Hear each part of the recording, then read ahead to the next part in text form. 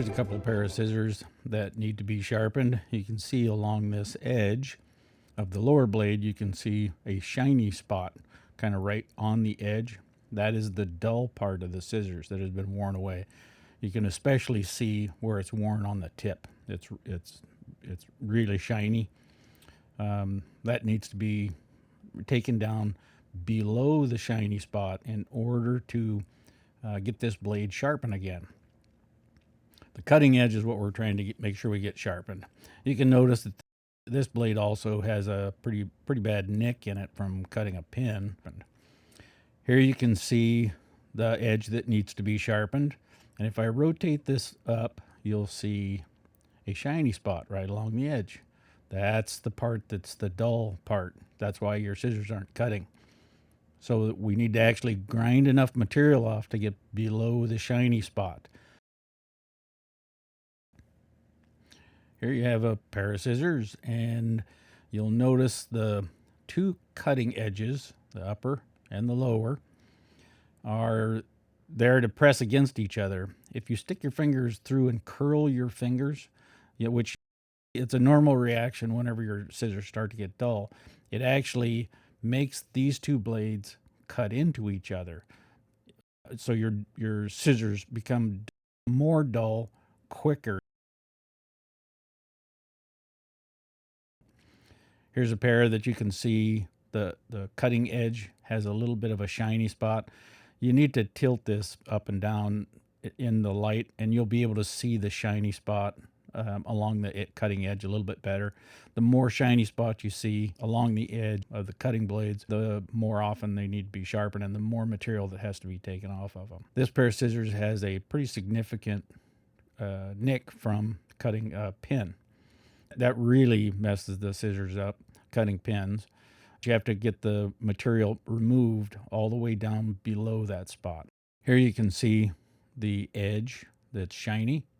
I'm using the light to enhance this so that it's easier to see the bad spots. And you can really see one right there.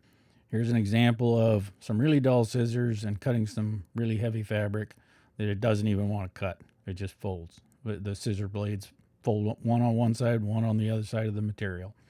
This is some pretty dense material, and these are some pretty thin blades. If your blades are doing this, you need to buy a better pair of scissors. Even the stronger blades would probably have cut this even if they were dull, but these little cheaper scissor blades won't do it. Here's a much better quality pair of scissors, and we're going to try to cut that same material. And even though these scissors have a slightly dull edge, you'll notice that they can power through this stuff really well. And it's just because they're a quality scissor and the material is thicker for the blades. And these scissors taken care of will last you a lifetime.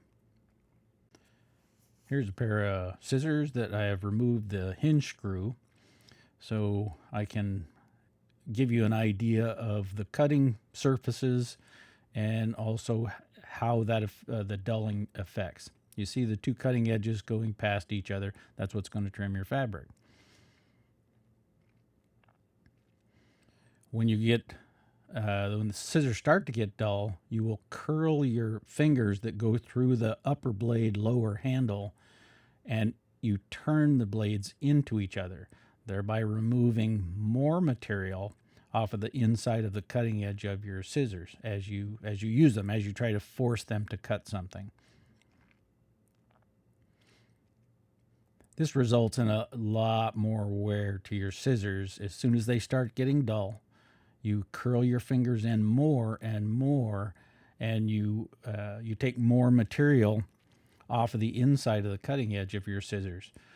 And remember, you have to grind all of that off, all of that shiny spot off of your scissors, down below the shiny spot, in order to get a new cutting edge or a sharp cutting edge.